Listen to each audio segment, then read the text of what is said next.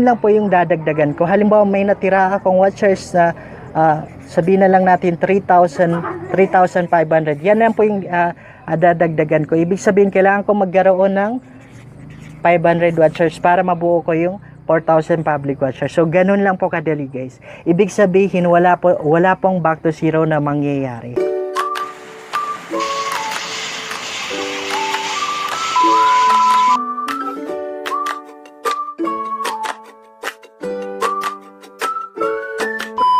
Hi guys, welcome back to my YouTube channel. Muli naman akong nagbabalik at kung bago ka pa lang sa channel ko, please subscribe and of course click the bell button below para ma-update ka sa mga bagong videos sa i-upload ko. So for today's video guys, gagawa ako ng separate video about dun sa mga kumakalat na balita na mag-iiba daw yung requirements ng YouTube sa 2021. Okay, so but before we start to our main topic or main content, meron lang akong gustong explain sa inyo na kung saan magpapakita ng sagot sa katanungan ng marami, lalong-lalo sa mga hindi pa monetize na ano ba daw yung mangyayari sa channel nila kapag umabot ng 12 months na hindi pa nila na-reach yung 4,000 public watchers. So, ito yung mangyayari guys. So, ito ipapakita ko sa inyo is galing mismo sa YouTube. So, paano ba?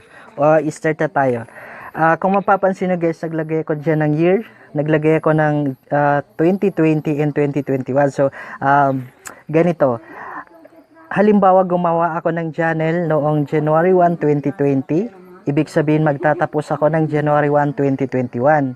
Yan na yung mag 365 days ako or isang taon or 12 months.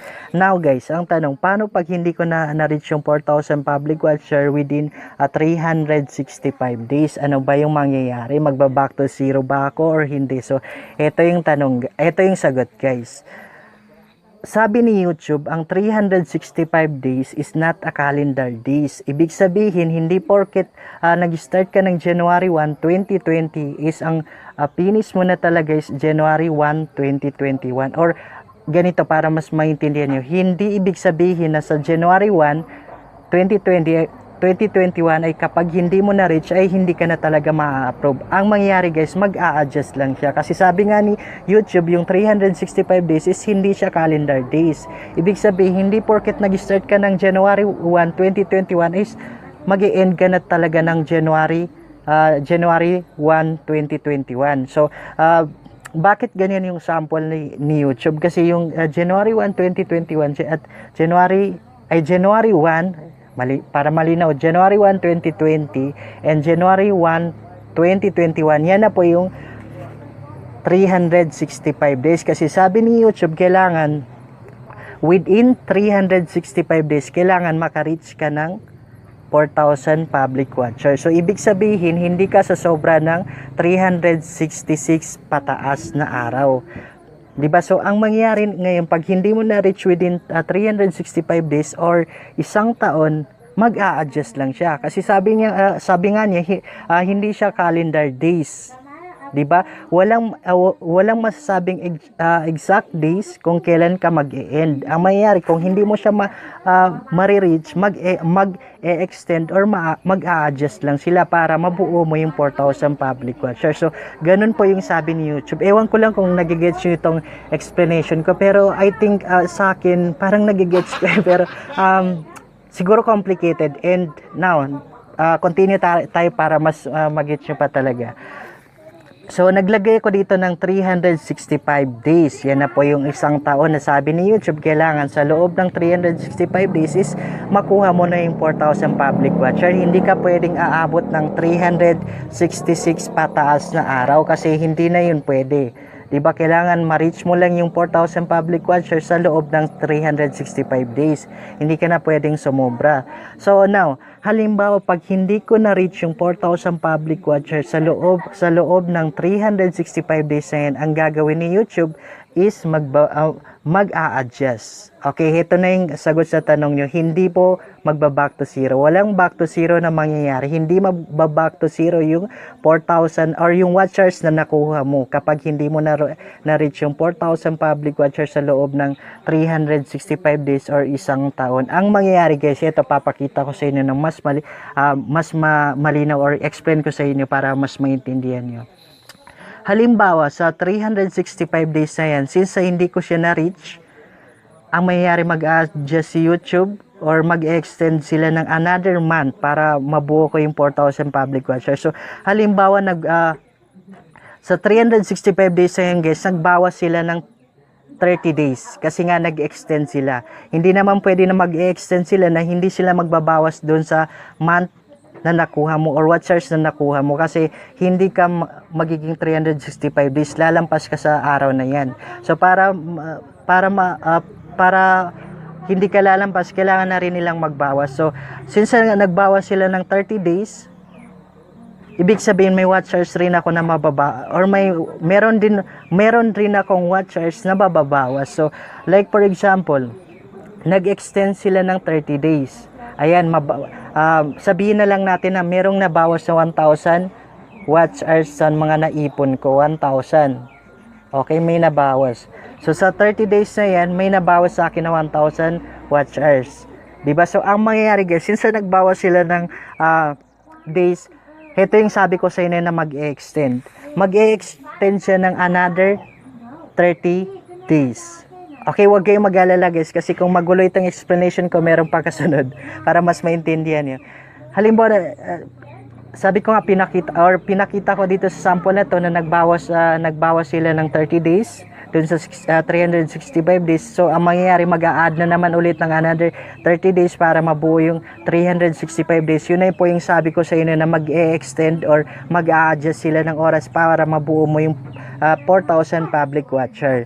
Okay, yan na po yung mag-a-add sila ng another 35 or 30 days para mabuo ulit yung 365 days at makuha mo yung 4,000 public watcher. Okay, para makuha mo yung 4,000 public watcher na yun. So, para mas maintindihan nyo pa guys, explain natin ulit. Pero, iba na naman to. Kasi yung una kasi masyadong complicated or magulo. So, ito yung another sample natin para maintindihan nyo guys. Kung mapapansin nyo, naglagay ko dito ng January, February, March, April, May, June, July, and so on and so forth. So, of course, kung nag-start ako ng January 1, 2020, ibig sabihin mag-e-end ako ng January 1, 2021 para mabuo ko yung 365 days para mabuo ko yan. Okay, so ang mangyayari, since nag-start ako ng January 1, 2020, yan na po yung nag-start na ako mag-upload. Ibig sabihin, sa January 1 na ito, dito na nag-start i-count ni YouTube yung watch hours na nakuha ko. Dito na sila mag-start mag-count ng watch hours ko. So, ngayon, kapag hindi ko na-reach yung 4,000 public watchers, sabi nga ni YouTube, uulitin ko, yung 365 days is hindi siya calendar days. Okay? So, ang mangyayari, pag hindi ko na-reach yung 4,000 public watcher, mag-a-add sila ng another month or mag-e-extend. Diba kung mapapansin nyo, mag-e-end ako dito ng January 1, 2021. So, magiging February naman. Okay? Yan yung extend nila ng month. Magiging February naman yung end ko para mabuo ko yung 4,000 public watchers. So, since nag-extend sila nag-add ng month para makuha mo yung 4,000 public watcher, ang mangyayari, kung mapapansin nyo dito or kung makikita nyo dito, nag-start ako ng January 1, 2020, aalisin na yan. Tatanggalin na yan.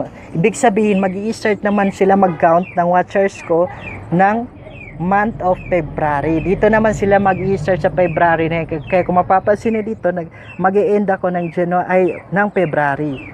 Yun po yung mangyayari. Ibig sabihin, lahat ng watchers na nakuha ko sa month na yan, sa January na yan, yun po yung tatanggalin.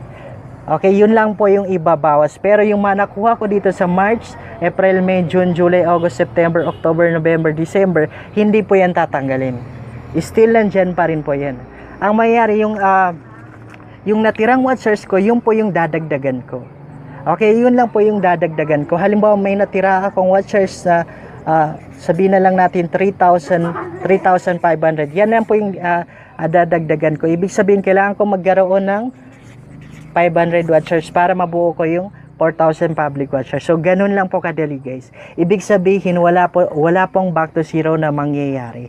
Ang gagawin lang po ni YouTube is mag-adjust lang po. So, bakit nasabi ng iba na magba-back to zero? Kasi, of course, pag nag-extend sila or nag-adjust sila ng oras, mababawasan po yung watchers mo na nakuha or naipon mo. So, halimbawa dito sa January na, sa month of January na ito, nakakuha ko dito ng 2,000 public watcher. Yan po yung ibabawas. Kaya kung akala mo, kung nabawas yung 2,000 watchers na yun, akala mo nag-back to zero ka na. Pero hindi po. Okay? Depende kung halimbawa, kung yung 2,000 watchers na yun, nakuha ko siya ng month of August, hindi yan siya mawawala. Ang mawawala lang dito is January. So, halimbawa, hindi ko na naman na-reach yung 4,000 public watchers sa month na binigay nila. Mag-a-adjust na naman sila ng month of May. Ibig sabihin, yung nakuha ko naman na watcher sa month of February, mawawalan naman siya. Ganon siya kahirap pag hindi mo na-reach yung 4,000 public watcher. Ibig sabihin, yung nabawas sa watcher sa'yo, kailangan mong tapalan, and of course, kailangan mong makakuha ng sobrang watchers pa para matapalan mo yung nabawas sa'yo at madagdagan yung watchers sa kulang mo. Ganun po yung mangyayari. Mag-extend lang sila. Kaya kung hindi ka magiging consistent or hindi ka makakakuha ng maraming watchers, matatagalan ka ma-monetize kasi every time na mag-adjust sila ng month, mababawasan na rin yan. Okay? Magbabawas na rin sila.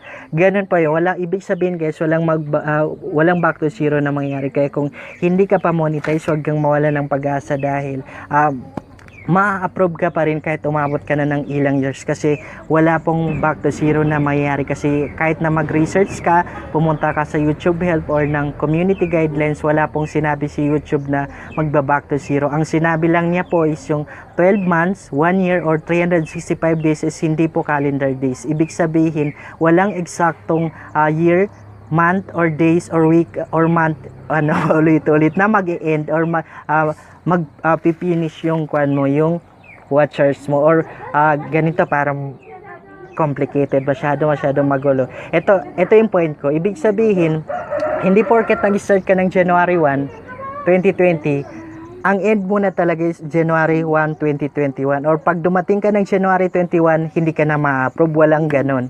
Kasi pwede pa silang mag-extend or mag-adjust ng month. Yun po yung totoo. So, napunta tayo dun sa main content natin na which is yung kumakalat na balita na mag-iba daw yung requirements ng YouTube or Google AdSense. Nakalimutan ko yung sasabihin ko yung YPP, yung YouTube Partner Program. Yun, parati ko yung nakakalimutan. So, punta tayo ngayon sa main content natin. Pag-uusapan natin naman natin ngayon kung ano ba talaga yung totoo.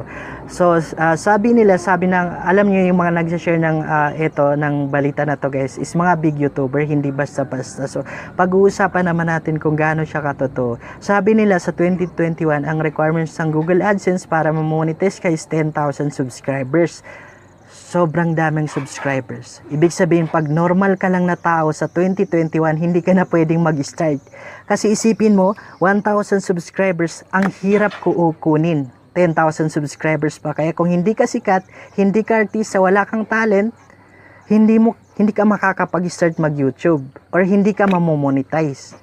So, yung 4,000 public watcher naman daw guys is magiging 5,000 watch hours. Napakahabang oras yun. 4,000 public watcher, ang daming hindi nakaka-reach sa loob ng 1 year. So, 5,000 public watcher pa kaya.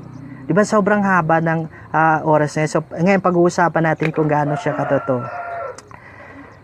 Sabi nila, ayun, magiging 10K at 5K watch hours. Pero hindi nila sinabi kung anong or ilang year mo kailangang abutin yung 10,000 subscribers at 5,000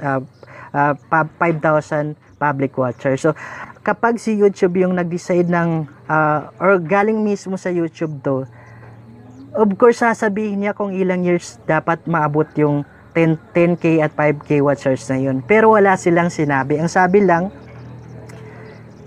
is mag-iiba yung requirements, magiging 10K sub and 1K or 5K watts. Hindi nila sinabi kung anong year. So, isa yun sa clue na magsasabing hindi talaga totoo. So, another one.